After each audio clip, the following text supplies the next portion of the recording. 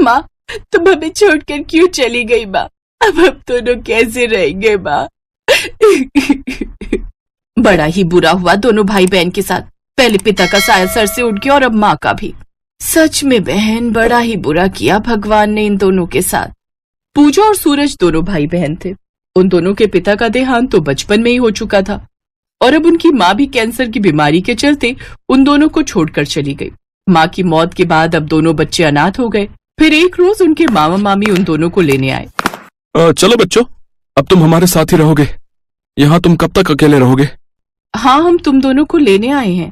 पूजा के मामा मामी उन दोनों को अपने साथ ले गए। कुछ दिन तक तो उनके मामा मामी ने उनकी खूब खातिरदारी की, लेकिन कुछ समय बाद ही वो अपने असली रूप में आ गए और उनसे घर के काम लेने लगे। ए लड़की, चल जल्दी से ये कपड़े उठा और इन्हें जाकर धो दे। और तू सूरज के बच्चे, तू क्या खड़े खड़े शक्ल देख रहा है? चल जा और जाकर पानी भर कर ला।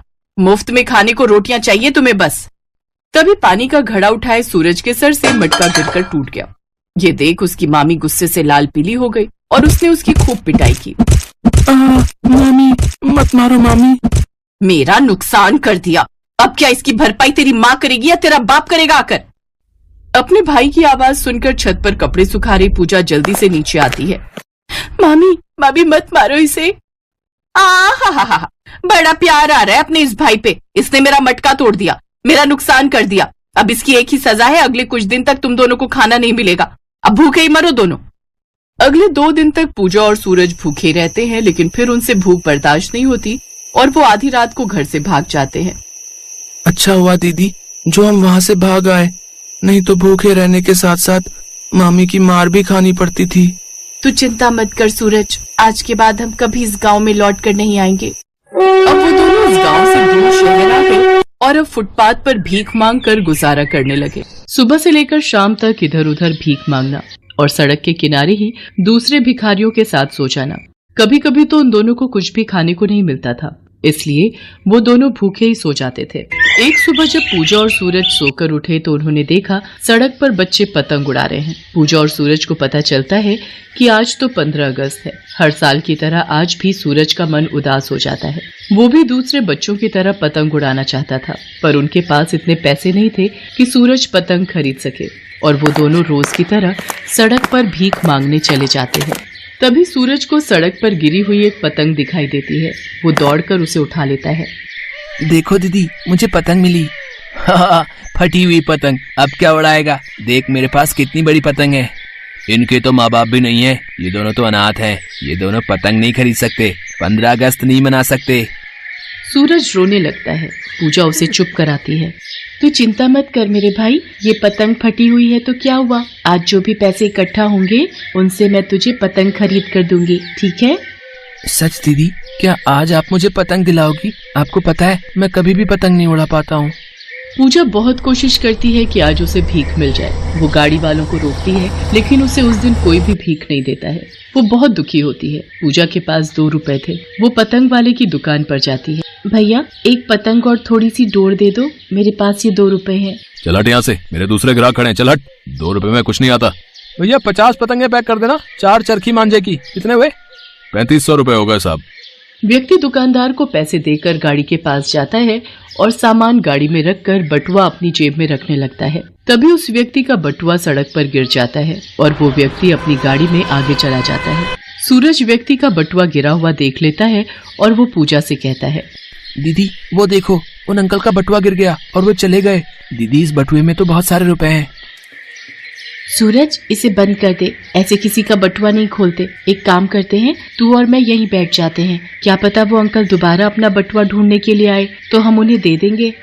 पूजा सूरज के साथ वहीं सड़क के किनारे बैठ जाती है। लोग आ रहे थे, पतंग खरीद रहे थे।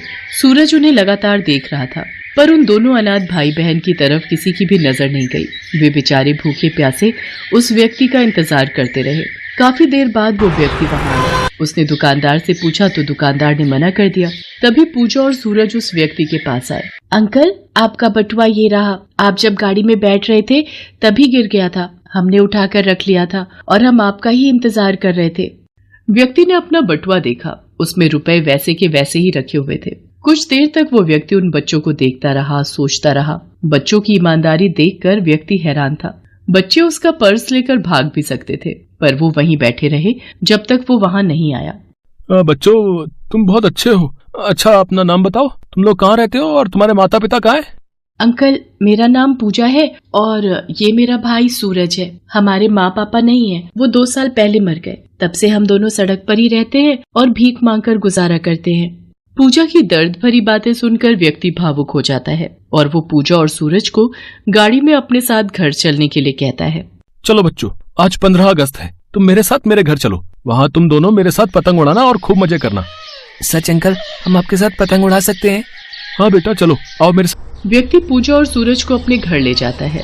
व्यक्ति की पत्नी बच्चों के लिए खाना लगाती है। पूजा और सूरज दोनों पेट भरकर खाना खाते हैं। ना जाने वे दोनों कब से भूखे थे और उन्होंने ऐसा खाना कब से नहीं खाया हो। उनके चेहरे से साफ झलक रहा था। विनोद, ये बच्चे कितने मासूम बच्चे हैं। सचमुच इन्हें देखकर बहुत तरस आता है। हाँ पूनम, मासूम भी और ईमानदार भी। वैभव बेटा, पूजा और सूरज को टेरिस पर ले जाओ। मैं थोड़ी देर में पतंगे और चरखी लेकर आता हूँ, फिर हम सब मिलकर पतंग उड़ाएंगे। ओके पापा। चलो पूजा, चलो सूरज, मैं तुम्हें अपने टेरेस पर लेकर चलता हूँ। विनोद, आपके बॉस ने जो अनाथ आश्रम खुलवाया है, अगर हम पूजा और सूरज को भी उसी अनाथ आश्रम में दाखिल करवा दे तो इन दोनों बच्चों का भविष्य बन जाएगा। ऐसे सड़कों पर भीख मांगकर इनका जीवन बर्बाद हो जाएगा। अनाथ आश्रम में रहेंगे तो वहाँ पढ़ लिख कर ये दोनों अपना भविष्य तय कर सकते हैं और कभी कभी हम इन दोनों से वहाँ मिल भी आया करेंगे, जैसे हम हर महीने अनाथ आश्रम के बच्चों से मिलने जाते हैं। हाँ पूनम, तुमने अच्छा याद दिलाया। मैं कल ही सर से इस बारे में बात करता हूँ। सब मिलकर पतंग उड़ाते हैं। पूजा और सूरज दोनों बहुत खुश थे।